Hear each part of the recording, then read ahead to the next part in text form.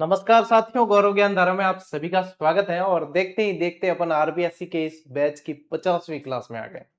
भैया आप लोग कभी सोच लिया करो, थोड़ा सा सोचा करो मेरी तरफ ही कि भैया निशुल्क क्लास जो यहाँ पे ऐसे क्लास गिनवाए आपको कि 1 2 3 4 5 6 7 8 50 तक हर बैच जो चलाया है, हर क्लासेस जो चलाई है, इतनी क्रमबद्ध तरीके से हर एक बैच को आप देख रहे हो कि एक फिर बोलूं कि एकमात्र प्लेटफॉर्म जीजीडी है तो कईयों को बुरा लग जाता है आजकल कि भाई ये क्यों बोलते हैं एकमात्र प्लेटफॉर्म। अब यूं है कि अब वैसे भी देखें तो देखो, यूट्यूब पे मार्गदर्शन बहुत लोग करते हैं, मोटिवेशनल स्पीकर भी बहुत सारे हैं और बहुत मतलब तरह तरह के भांति भांति के और योग्य टीचर पढ़ा रहे हैं। सारे सारे सारे योग्य हैं, विद्वान हैं। लेकिन मैं ये देखता हूं कि भाई सक्षम भी है ना, काफी सारी संस्थाएं टीचर सक्षम है, तो कोई एक आध बैच तो मतलब पूरा फ्री लगाया जाए बच्चों के लिए कि ऐसे भी हो गए ये बैच तुम्हारे लिए फ्री, कि एमसीक्यू नहीं, हम करवाएंगे भैया आपको पूरा का पूरा थ्योरी वाला बैच। तो जीजीडी को फॉलो तो कई लोग करते हैं, हमने कई सारी मुहिम शुरू की, उसको कई सारे जो है संस्थाओं ने, टीचर्स ने फॉलो किया। कम से कम ये अलग जगह ना कि हाँ, ये गौरव सिंह गाड़ाराव क्या पढ़ाता है, फ्री हमेशा कहता रहता है, हम भी पढ़ाते हैं, ले तुम्हारे लिए निःशुल्क, लो आपकी कोई फीस नहीं देनी है आप लोगों को, ठीक है।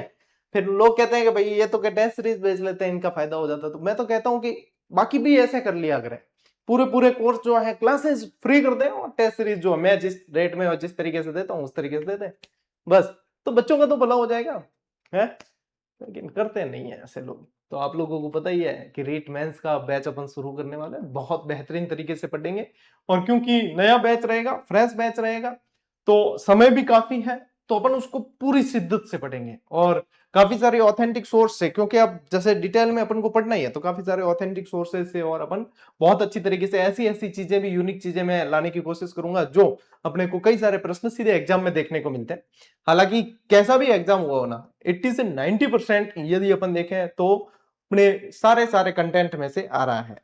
चाहिए 40%, मैं कह रहा हूं 40% भी लाने मुश्किल है बच्चों के लिए, क्योंकि दिग्भ्रमित ज्यादा है। चलिए, ज्ञान देने के लिए कभी और क्लास आपके लिए लेके आऊंगा। अभी जो है 2.5 मिनट आपको ज्ञान दे दिया है। अब अपन करते हैं इस क्लास को शुरू। जो आपका आरबीएससी का जैसे बैच पूरा होगा उसके बाद में रीट मेंस का बैच शुरू करेंगे, और आरबीएससी का लगभग 1 महीने में अपन खींच लेंगे इसको, है ना, क्योंकि 10वीं की किताब पूरी होने वाली है, उसके बाद में फटाफट खींचेंगे। ठीक, फटाफट खींचने का मतलब है करवाऊंगा व्यवस्थित ही, है ना। जब एक बार शुरू किया तो उसको व्यवस्थित ही पूरा करेंगे। देखो टाब्रो, मैंने अपा राजस्थानी भाषा और साहित्य वालों शुक्रवार ने शुरू कर चुके हैं। अब आज एक क्लास है और कोशिश करूं कि अगली जो क्लास आवे बिम एक दो क्लास और आएगी। हाँ, 2 क्लास और आएगी, नहीं तो फिर घास काटने जैसा हो जाएगा। तो इसके अंदर जो है आप लोग देखोगे इसमें से भी प्रश्न बने। ये जो आज का बैच है ना, इसमें से भी ऐसे कैसे आप लोगों को प्रश्न देखने को मिले, और अपन जो है बढ़िया तरीके से नोट्स बना लेते हैं, समझ लेते हैं इन चीजों को कि भाषा साहित्य का जो है भाई कालक्रम विकास कैसे हुआ, आगे कैसे बढ़ा है। ठीक है, चलिए शुरू करते हैं। देखो, सब पहली बात करा कि अभिलेखीय साहित्य। अब अभिलेख क्या होता है? जैसे कि किसी दीवार पे खुदे हुए लेख है ना, किसी पिलर पे खुदे हुए हैं, स्तंभ पे खुदे हुए हैं, या आप लोग मान लीजिए कि कहीं किसी जो है सिक्कों पे है वगैरह, तो ये सारे जो है अभिलेख, शिलालेख, ये आ गए इसके अंदर। तो अभिलेखीय जो साक्ष्य है वो प्रारंभिक रूप था, राजस्थानी साहित्य का प्रारंभिक रूप में हमें अभिलेखीय सामग्री में मिलता है। और आप लोगों को यह भी ध्यान रखना है कि जहां पे अभिलेखीय सामग्री का जिक्र होता है ना, तो इसका एक अध्ययन किया जाता है, अभिलेखों का जो है अध्ययन होता है, और उस अध्ययन को कहा जाता है एपिग्राफी। क्या बोलते हैं? उसे बोलते हैं एपिग्राफी। ये भी आप लोगों को ध्यान रखना है, ठीक है। अब जैसे कि सिक्कों का जो है अध्ययन होता है, सिक्कों का भी अध्ययन होता है, उसे मुद्रा शास्त्र कहा जाता है, न्यू मैथमेटिक्स बोला जाता है। इंग्लिश में क्या बोलता है कि ये जो सिक्कों का जो अध्ययन होता है, तो ये भी आप लिख सकते हो कि सिक्कों का अध्ययन, सिक्कों का अध्ययन ये क्या कहलाता है? ये कहलाता है न्यू मैथमेटिक्स। मैथमेटिक्स भाई, कॉस्मेटिक्स तो काफी सारे जो है अपनी बहनें जानती है, तो मैथमेटिक्स भी जान लेना, आगे जो है न्यू लगा देना। तो न्यू मैथमेटिक्स जो है वो आप लोगों के अपने मुद्राओं का अध्ययन है ना, सिक्कों का अध्ययन कह सकते हो। तो ये क्या है? इसके अंतर्गत शिलालेखों, अभिलेखों और सिक्कों और मुहरों पे उत्कीर्ण जो लिखा हुआ है वो प्राप्त अध्ययन होता है, उससे सामग्री, जानकारी जो है मिलती है। अब देखो इसमें क्या है, जैसे कि मैं आप लोगों को बताऊं उदाहरण के तौर पे, आप याद करो कि एक सभ्यता है बैराट सभ्यता, ठीक है, कोटपुतली बैरोड के अंदर है, बाणगंगा नदी के किनारे। वहां पे देखो 1837 में कैप्टन बर्ट ने एक शिलालेख खोजा जिसका नाम था बाबरू का लेख। क्या नाम था? बाबरू का लेख खोजा, ठीक है, बाबरू का लेख खोजा है बिजक की पहाड़ी से। फिर भीम डुंगरी से जो है एक और शिलालेख खोजा गया, जिस बोलते हैं कि अशोक का दूसरा शिलालेख खोजा गया, वो खोजा है अपने कनिंगम और कार्लाइल ने। तो ये क्या है? ये प्रमाण है आप लोगों के सामने कि अभिलेखों से इस तरीके से जानकारी मिलती है। अच्छा, आप गए किसी जगह पे तो किला देखने गए हो, उस किले के जो है पत्थर पे कोई खुदी हुई जानकारी है, तो क्या गुरुजी वो भी अभिलेख है? बिल्कुल, वही तो अभिलेख है। वो भी नहीं, वही तो अभिलेख है। तो अभिलेखों से जो है जानकारी मिलती है। अब अभिलेख किसी न किसी लिपि में लिखा होता है, जैसे कि अपने जो हिंदी वगैरह पढ़ते हैं, ब्राह्मी लिपि है, देवनागरी लिपि है ना। तो ये जो है कोई ना कोई लिपि होती है, जैसे पंजाबियों के लिए गुरुमुखी लिपि हो जाती है। तो ये आपको ध्यान रखना है। यद्यपि ये सामग्री अत्यंत कम यानी कि अत्यल्प मात्रा में उपलब्ध है, फिर भी इसका साहित्यिक और ऐतिहासिक महत्व बहुत ज्यादा है, ठीक है ना। तो ये बेसिक चीज है। अब बेसिक चीज में मैंने थोड़ी सी जानकारी जो आप लोगों को दी है, वे प्रश्न सीधे सीधे एग्जाम में पूछे जाते हैं, तो ये डायरेक्ट याद कर लेना, कोई रट्टा मारने की जरूरत नहीं है। स्क्रीनशॉट लो, आगे बढ़ना है। ठीक, अब देखो लोक साहित्य और वाणी निष्ठता, ये आप लोगों के जो मैंने बराबर से नोट्स बना लिया, आप लोग 10वीं की जो किताब है उसे साइड में रख दो, ये पढ़ लेना बस, इसमें से अपन कुछ भी नहीं छोड़ रहे हैं। इतनी गारंटी के साथ कह रहा हूं, तो बिल्कुल कॉन्फिडेंस के साथ में कह रहा हूं। पेपर होते जा रहे हैं, आप देखते जा रहे हो प्रमाण, ठीक है। और टेस्ट सीरीज की धूम मची, अब देखे आप लोगों ने, मैंने जो है कल 12 तारीख वाले पेपर के मात्र 30 प्रश्नों को मैच करने की कोशिश की कि इसमें से कितना आया है। टेलीग्राम पर जाकर देख लो, 28 इमेज डाली हुई है, आप लोग समझ पाओगे कि हाँ क्या रेशियो रहता है। मैं ऐसे ही नहीं कहता ये टेस्ट सीरीज कोई 50-100 वाली कोई मार्केटिंग नहीं है, ये आप लोगों के अभ्यास के लिए उपलब्ध कराया है। और जब मैंने इतनी शिद्दत से उपलब्ध कराया, तो मैं चाहता हूं कि आप सब प्रैक्टिस करके जाओ और वो प्रश्न देख कर जाओ जो एग्जाम में पूछे जाने वाले हैं, ठीक है, बढ़िया तरीके में। इसीलिए कहा जाता है ज्वाइन कर लो रे टबरो, तो आने के लगे कि गुरुजी मार्केटिंग कर रहे हैं, हमने कहीं पेड कोर्स ज्वाइन कर रखा, वहां पे साथ में टेस्ट सीरीज है। अरे वो साथ में आने वाली टेस्ट सीरीज मिला के देख लेना, कोई सवाल मिलते हैं क्या उसमें से? यहां से मिलते हैं तब आप लोगों को कहते हैं, ठीक है। राजस्थानी साहित्य में लिखित साहित्य वाणी निष्ठता की विशेषता से युक्त रहा है, जिसे लोक साहित्य कहा गया। अच्छा, लोक साहित्य आप नॉर्मल वे में समझो ना, लोगों द्वारा लिखा गया कहा गया साहित्य जो है वो लोक साहित्य है, ठीक है। अब देखो ये साहित्य आम जनमानस लोक के अनुभवों और अक्षय यानी कभी न खत्म होने वाला भंडार है। मैंने आप लोगों को कोई कथा सुना दी, आपने आगे जाके इस कथा सुना दी, हस्तांतरित होती गई, थोड़ी थोड़ी जो है नमक मिर्ची लगती जाएगी कथा में, लेकिन हस्तांतरित होती गई, मूल जो बात है वो चली जाएगी। तो ये जो है अक्षय है, आगे से आगे पीढ़ी दर पीढ़ी जाएगी आगे। इस साहित्य की विविध विधाएं हमें श्रवण परंपरा, सुनकर याद रखने की परंपरा के माध्यम से एक पीढ़ी से दूसरी पीढ़ी तक प्राप्त होती है। मैं जो आप लोगों को समझा रहा हूं कि उसको लिखा कैसे जाएगा सर, नोट्स कैसे बनाएंगे, नोट्स ऐसे बनेंगे। और जो चीज मैं समझा रहा हूं वह आप लोगों को, बस मैंने आप लोगों को कहानी सुनाई है भैया, बरतरी और पिंगला वाली कहानी सुनाई, आप लोगों ने सुनी, आपको पूरी याद नहीं रहेगी, आप आगे जो है थोड़ा सा नमक मिर्ची लगा के और कह दोगे, या फिर 2-4 लाइनें काट के कह दोगे, लेकिन मूल बात जो है चली जाएगी कि एक फल था जो है घूम फिर के वापस राजा के पास आ गया, पता चल गया, राजा के बैरागी उठ गया। तो ये कहानी मैंने आप लोगों को सुना रखी है। यही है, श्रवण परंपरा पे आधारित रहती है, इसलिए वाणी निष्ठता कहा जाता है। समझ गए ना बात क्या है? अब आरबीसी की किताब में पढ़ने बैठोगे तो क्या समझ आएगा? यहाँ पे अब आप लोगों को 2 स्लाइड पढ़नी है, दोनों के दोनों आप लोगों को याद। तो थंबनेल पे जो लिखा है ना अपन ने, ये देखो, याद करवाने वाली क्लास, ये गलत नहीं है ना? बस ये सही है। चलिए आगे बढ़े, स्क्रीनशॉट ले लो। अब इसमें क्या क्या आता है, जैसे कि देखो पाबू जी की फट हो गई, लोकगीत हो गए, लोक कथाएं हो गई, वीर गाथाएं हो गई, भजन हो गए, ये सारे के सारे इसके अंदर आ जाते हैं, है ना। ये देखो बाजी वेर बढ़िया तरीके टाबरा ने जो है कथा सुना हुआ है, दादा नाना वगैरह ये सब जो है कथाएं सुनाते, कहानियां सुनाते हैं, वही कहानियां हमें जो बचपन में सुनी है आज भी याद रहती है, वही चीज है।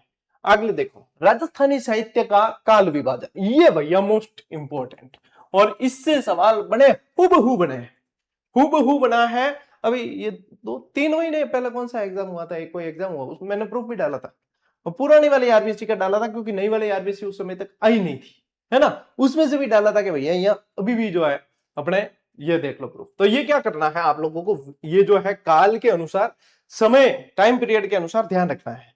पहले देखो, पहले मैं आता हूं यहाँ पे कि क्या क्या है। देखो सबसे पहले शुरू करना है प्राचीन से, प्राचीन के बाद में आ जाना आप मध्य में। अब मध्य को 2 भागों में बांटना है, एक तो पूर्व मध्य और एक उत्तर मध्य, ठीक है। मध्य को 2 भागों में बांटना है, फिर आधुनिक। कोई रटना नहीं है, मैं इस सारणी को याद करना सिखा रहा हूं आप लोगों को। सबसे पहले प्राचीन, फिर मध्य और फिर आधुनिक है। मध्य को दो भागों में बांटना, एक पूर्व है एक अपने उत्तर है। ठीक है, ये हो गया याद। अब देखो प्राचीन काल में अपन ध्यान है कि अपन राणा सांगा और बिंग टाइम में जिस तरीके को लड़ता नहीं, अपन कौन लड़ सका, नहीं लड़ सकते। तो प्राचीन काल जो रहा है भैया वीर गाथा का काल रहा है। कैसा रहा है, वीर गाथा। पृथ्वीराज चौहान जैसे लड़ा, अपन बैठ के जो है समीक्षा जरूर कर सकते हैं, उसने ये गलती की, तरह के द्वितीय युद्ध में आमोद प्रमोद में डूब गया, ये हो गया वो हो गया। अपने को खड़ा करो, अपने एक युद्ध नहीं जीत पाएंगे। आज वाले जो मतलब जितने भी युवक है, मैं तो अपने को भी कह रहा हूँ, खुद को भी, है ना, अपन नहीं जीत पाए, तलवार चला के देख नहीं इतना अपन, भाई इक्के दुक्के कोई मान लो कि अपवाद है, लेकिन तो वो वाला काल कौन सा था, वो था वीरगाथा का काल, है ना। 12 बरस पुकर जिए, 13 बरस यार बरस, 18 क्षत्रिय जिए, बाकी जीवन धिक्कार के। 18 वर्ष तक तो है जो काम आ जाते थे युवक, है, तो वो काल था, तो वो वीरगाथा का काल था, तो याद आ जाएगा इससे। फिर वीरगाथा के काल से जो है वो टाइम पीरियड देखो, याद करना, 1050 से 1450। पृथ्वीराज चौहान वाला आ गया, मैंने उदाहरण दिया, राणा सांगा वाला आपके आ गया, ठीक है, राणा सांगा चलिए इसके बाद आ जाएगा, लेकिन फिर भी मतलब एक मानकर चलो कि हाँ वीरगाथा का काल रहा है। ठीक है, ये देखो चित्तौड़ के जो है जोहर वगैरह हुए वो इसके अंदर आ जाते हैं आप लोगों को। अब आते हैं अपन के भाई बहुत युद्ध हो गए, वीरगाथा बहुत सारी हो गई, मारकाट खूब ज्यादा हो गई, तब क्या होता है, धीरे धीरे आदमी को मोह भंग होने लगता है, तब भक्ति की ओर बढ़ता है व्यक्ति। तो वीर गाथा के बाद में क्या आएगा, भक्ति काल आएगा। जो आप मीराबाई वगैरह देखो, उनका जो टाइम पीरियड है वो भक्ति काल है। संत दादू दयाल जी है, मीराबाई है, जो मोस्ट ऑफ जो भक्ति काल है ना, वो मध्य काल माना जाता है। तो ये पूर्व मध्य जो काल है 1450 से 1650, 200 साल काउंट कर लेना यहाँ पे। अब इसके बाद में जो है श्रृंगार रीति और नीति परक काल के नाम से जाना जाता है। भक्ति काल के बाद भक्ति भी ज्यादा हो गई, उसके बाद में श्रृंगार नीति और रीति परक काल के नाम से जाना जाता है, जो 1650 से 1850 तक है। 1650 से 1850 आधुनिक काल आ गया, विविध विषयों और विधाओं से युक्त हो गया। अब आधुनिक काल है, सब यूट्यूब पे ज्ञान देने लग गए हैं। पहले जो है सिर्फ ऑफलाइन जैसे क्लासे होती या ऐसे होती थी, आजकल आधुनिक काल है, विविध विधाओं से युक्त जो है मास्टर, बहुत सारे महारथी जो है मैदान में आ जाते हैं, जो अब 1850 से लेके अद्यतन तक, ये अद्यतन कर देना, अद्यतन यानी अब तक, ये जो 1850 से अब तक। अब क्या करोगे, सन कैसे याद होंगे, 1050 से 1450, 1450 से 200 साल जोड़ो 1650, 1650 से फिर वापस आप जो है 200 साल जोड़ो 1850, 1850 से अब 1050 याद रखना, 1000 से 1450 याद रखना, फिर 1400 से 1600 याद रह जाएंगे, 1600 से 1800 याद रह जाएंगे, 1800 से अब तक याद रह जाएंगे। करना क्या है, वीर गाथा काल, वीर गाथा के बाद में भक्ति काल, रीति नीति और श्रृंगार का काल है, और उसके बाद में विविध विधाएं हैं भैया। ठीक है, याद हो गया, और क्या चाहिए, प्राचीन, मध्य को दो भागों में, आधुनिक, ये सारी आप लोगों को अब जो है याद हो चुकी है। आंख बंद करो और एक बार इमेजिन करो जो मैंने बोला अब तक, आंख बंद करके करोगे कि प्राचीन है, मध्य को दो भागों में बांटना है, पूर्व मध्य है, उत्तर मध्य है, उसके बाद में आधुनिक आ जाएगा, वीर गाथा आएगा, वीर गाथा के बाद में भक्ति आएगा, भक्ति के बाद में रीति नीति और श्रृंगार आएगा, उसके बाद में विविध विधाएं आ जाएगी। अरे 1050 से 1450 बताया सर ने, 1450 से फिर 200 साल जोड़ने, 1650 और 1650 फिर 200 साल जोड़ने, 1850 और 1850 से अब तक। तो बहुरी भटके को कब तक, जो जीजीडी याद करा रहा है यहाँ पे, गौरव ज्ञान धारा का प्लेटफॉर्म है आपका, ये भाई याद करवा रहा है, तो याद कर लो फटाफट और आगे बढ़ेंगे। अब लो स्क्रीनशॉट, लो चलो अब आते हैं एक एक को थोड़ा सा डिटेल में पढ़ लेते हैं। अब 1050 से 1450 वाला, इसमें क्या हुआ देखिए। इस समय पेन चेंज कर लेते पहले। इस समय भारतवर्ष पर निरंतर होने वाले विदेशी हमले पश्चिम दिशा से हो रहे थे। जितने आक्रांता ज्यादातर आए पश्चिम से है, अरब आक्रांता हुए या जितने जो भी आए, है ना, तुर्क आक्रांता हुए, तुर्की आए, मुगल आए, जो भी आए तो पश्चिम से आए, है। तो जितने भी आक्रमण हुए पश्चिम दिशा से हुए। इन हमलों का अत्यधिक प्रभाव राजस्थान प्रदेश पर पड़ा है और यहाँ के शासकों को लगातार संघर्ष करना पड़ा है। तो पश्चिम से आएंगे तो अपना राजस्थान भी तो पश्चिम के अंदर ही है भारत में, उत्तर पश्चिम। तो यहां से जितने भी आए तो आके सीधा लोहा अपन से ही लिया है ना, अपने पास में लोहा बहुत था, अपन ने दाब दाब के लोहा दिया है तो लोहा सीधा अपन से लिया है राजस्थान वालों से। फिर काव्य सृजन का काल, जैसे युद्ध जैसी परिस्थितियों में, विपरीत परिस्थितियों में समाज और राजाओं में संघर्ष की भावना को बनाए रखने के लिए काव्य रचे गए। क्या हुए, देखो कविताओं के माध्यम से जो ओज होता है, जो तेज होता है, जो वीर गाथाएं होती है, वो बहुत जो है राजाओं के अंदर जोश भरती है चीजें। तो कवियों को भी आश्रय बहुत ज्यादा दिया, जैसे कि पृथ्वीराज चौहान देखो आप, उनके समय बागेश्वर वगैरह कितने थे, चंद्रप्रदय, जयानक वगैरह, ये तो वहां पे कविताओं के माध्यम से क्या होता है, जोश भरता है। समाज में वीर नायकों के आदर्श को प्रस्तुत करने के लिए वीर रसात्मक काव्यों का सृजन लेखन किया गया है। वीर रसात्मक काव्यों का सृजन किया गया है। यहाँ पे समझ गए ना ये बात इतनी कि भाई अपने एक कोई भी चेहरा दिमाग में रख लो, जैसे पृथ्वीराज चौहान रख लिया दिमाग में, तब अपने को जो है सारी चीजें आगे से आगे ध्यान रह जाएगी कि हाँ अब ये सारे लिंक करते जाओगे आप, आपको याद होता जाएगा वीर गाथा काल। स्क्रीनशॉट लो एक बार। चलिए अब देखो नामकरण का आधार क्या है। इस काल में वीरता प्रधान काव्यों की जो है प्रमुखता रही है। क्या रही है? ये प्रमुखता रही है, यानी कि अधिकता रही है। इसी कारण इसे वीर गाथा का नाम दिया गया है। महत्वपूर्ण रचनाएं, इस काल की सबसे महत्वपूर्ण रचना मानी जाती है श्रीधर व्यास द्वारा लिखित रणमल छंद। और ये पूछी भी गई है एग्जाम में, ये एग्जाम में आप लोगों को पूछी गई है। और अब तक यदि आप लोगों को सही नहीं हुई तो आप सही करके आओगे। क्यों करके आओगे? क्योंकि इतनी बड़ी पुस्तक आप लोगों को मैंने यहाँ रणमल छंद लिखी हुई दिखा दी है। लिखी किसने? श्रीधर व्यास ने। इस काल में वीर काव्यों के साथ जैन रचनाकारों की रचनाएं भी उल्लेखनीय है ना। जैन रचनाएं बहुत सारी उल्लेखनीय रही है। आप लोगों को पता है जैन लिपि भंडार है पूरा का पूरा जैसलमेर दुर्ग के अंदर। पांडुलिपियां बहुत सारी पढ़ी है मैंने, आप लोगों को बता रखा है। समझ गए बात? लीजिए स्क्रीनशॉट, आगे बढ़ते हैं।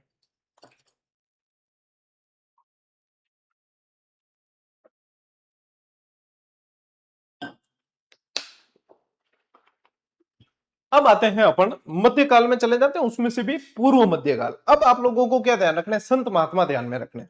यानी कि ये काल है भक्ति काल।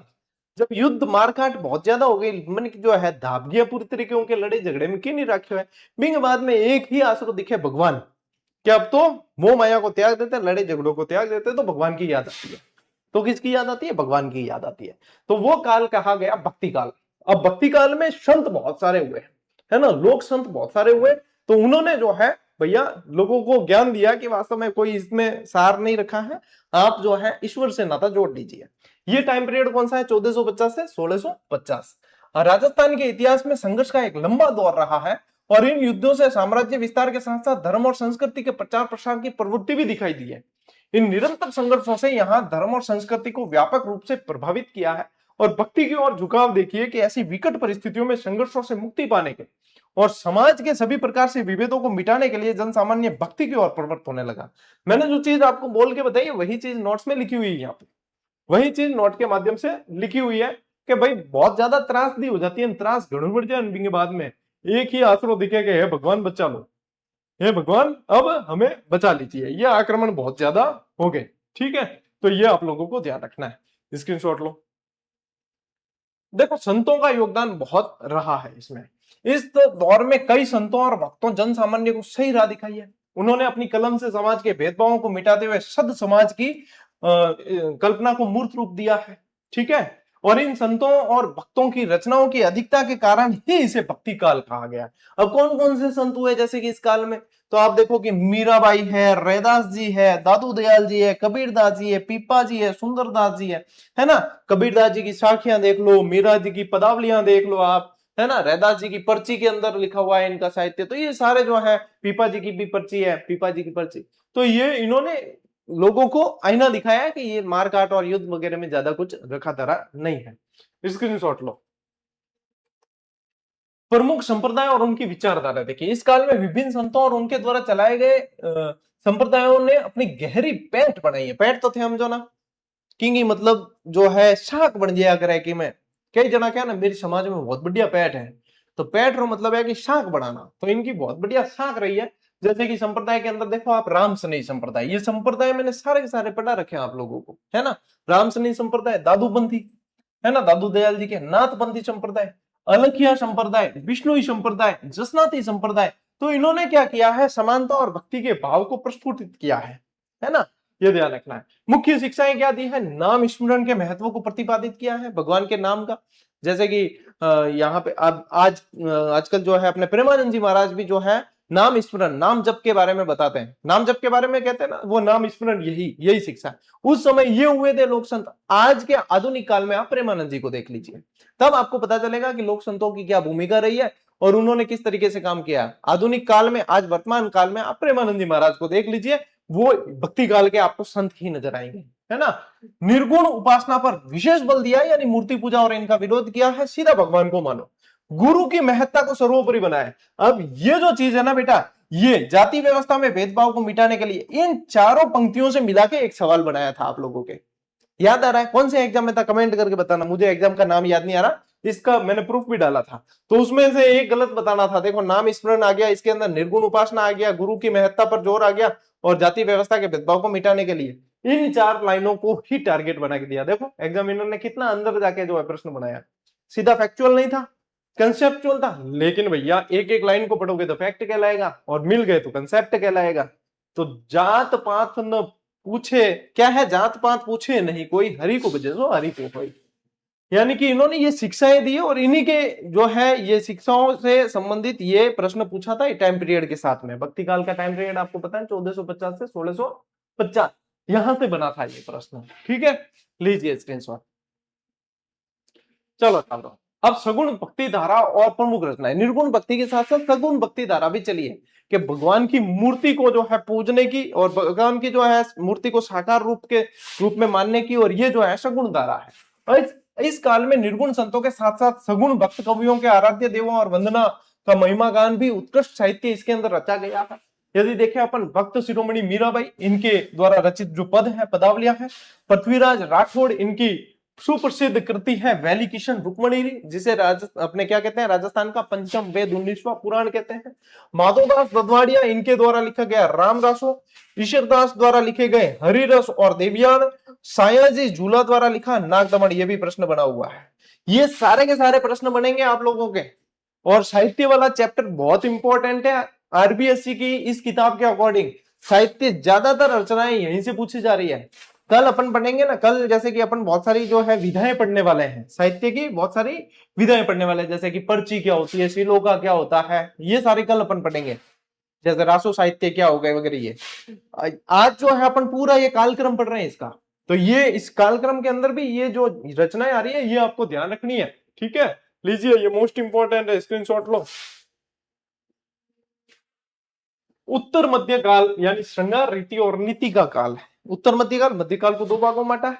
ये 1650 से 1850 है। राजनीतिक स्थिति देखिए, यह काल राजनीतिक दृष्टि से अपेक्षाकृत शांति का काल रहा है। राजनीतिक दृष्टि से देखें तो मारकाट ज्यादा नहीं थी, सब जो है शांति चाहते थे, और भगवान की भक्ति से जो है प्रेरणा भी मिली थी, तो ये एक तरीके से शांति का काल है। शासकों ने अपने राज्यों के कलाकारों और साहित्यकारों को संरक्षण प्रदान किया, जिससे साहित्य और कला के विविध आयामों का विकास हुआ है। अब आप याद करोगे, जैसे प्रताप सिंह जी हो गए, अपने जयपुर के प्रताप सिंह जी हो गए, है ना, बीकानेर में अनूप सिंह जी देख लो, तो इन्होंने क्या किया है कि कलाकारों को आश्रय दिया, जैसे चित्रकला हो गई, साहित्य हो गए, है ना, इन सबको जो आश्रय दिया। तो इसके माध्यम से जो है यहाँ पे कलाकारों का काल रहा है ये, इसीलिए तो कहा श्रृंगार रीति और नीति का काल, है ना। इस काल का साहित्य विविध विषयों से युक्त रहा है, जिसमें मुख्य रूप से श्रृंगार रीति यानी काव्य शास्त्रों तथा नीति से संबंधित रचनाएं प्रमुख रही है ना। तो ये आप लोगों को ध्यान रखना है, समझने लायक चीज है सारी ले स्क्रीनशॉट, और तुरंत ही याद होगी ये। और कंपेयर करके देख लेना, एक बार डायरेक्ट पढ़ के देख लेना उसमें से, और एक बार क्लास पढ़ के देख लेना। आधा पौना घंटा लेता हूं मैं आपका ज्यादा से ज्यादा, और उसमें याद हो जाती है इतनी चीजें, है ना। स्क्रीनशॉट ले लिया तो आगे बढ़ते हैं। अब देखो इसमें क्या है, लोक में प्रचलित प्रेम कहानियों यानी प्रेम कहानियों से युक्त जो है ग्रंथों को प्रस्तुत किया गया है। प्रमुख रचनाओं में देखो तो कवि मंचा नाम ने रघुनाथ रूपक लिखी है, मोस्ट इंपॉर्टेंट। आगे प्रश्न यही पूछा जाएगा कि रघुनाथ रूपक रचना किसकी है, तो कवि मंचा राम की है। नीति काव्य के अंदर देखें तो संबोधन परक है, इसके अंतर्गत निम्नलिखित रचनाएं जैसे कि आपके देखो राजियारा सोठा, चक्रियारा सोठा, भैरियारा सोठा, मोतियारा सोठा, यानी कि सोरठा साहित्य। सोरठा भी क्या है, एक विधा है। सोरठा भी क्या है, दोहा जैसी एक विधा है। जैसे कि 13 सोरठे लिखे थे केसरी सिंह जी बारठ ने चेतावनी चुंगटिया नाम से, और दिल्ली दरबार में जाते हुए मेवाड़ के राणा फतेह सिंह जी को रोक लिया था। तो ये सोरठा भी एक साहित्य की विधा है। ठीक है, लीजिए स्क्रीनशॉट। आधुनिक काल में आ गए भैया अपन, यानी कि अब वर्तमान तक का साहित्य आ जाएगा इसमें, 1850 से लगा के अद्यतन तक, अब तक। ऐतिहासिक पृष्ठभूमि देखिए, भारतीय स्वतंत्रता संग्राम के पहले संग्राम यानी कि 1857 के पश्चात समाज में एक नवीन चेतना का संचार हुआ है। अब 1850 7 साल बाद तो 1857 का संग्राम हो गया, अंग्रेज आ चुके थे, ध्यान में रखना। इसका व्यापक असर समाज के सभी वर्गों पर पड़ा, जिससे साहित्य में आधुनिक चेतना का संचार हुआ, और इसे आधुनिक काल का नाम दिया गया। देखो अंग्रेज आ चुके हैं ना, तो आधुनिक काल का नाम दिया गया। इस काल की विशेषता देखिए, साहित्य में नवीन विषयों का समावेश हुआ, जैसे कि उपन्यास, कहानी, नाटक, निबंध, पत्रकारिता, जीवनी, आत्मकथा। अब देखो ये आधुनिक साहित्य आ गया पूरी तरीके से। अब यहाँ पे देखो वीर गाथा वगैरह नहीं, अब क्या उपन्यास, कहानी, नाटक, निबंध, पत्रकारिता, जीवनी, आत्मकथा ये आ गई।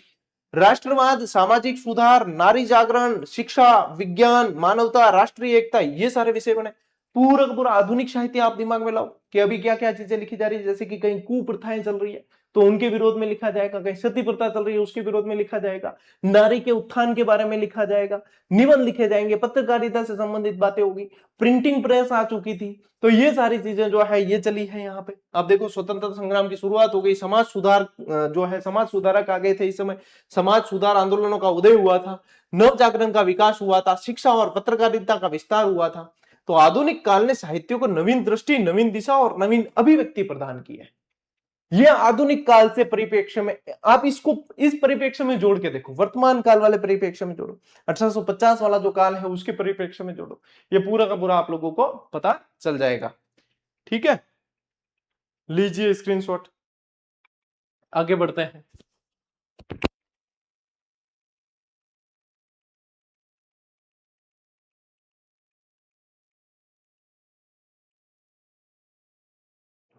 एक बार चालू रखें आप क्लास को, 1-2 मिनट का मैं ब्रेक ले रहा हूं, कुछ काम है।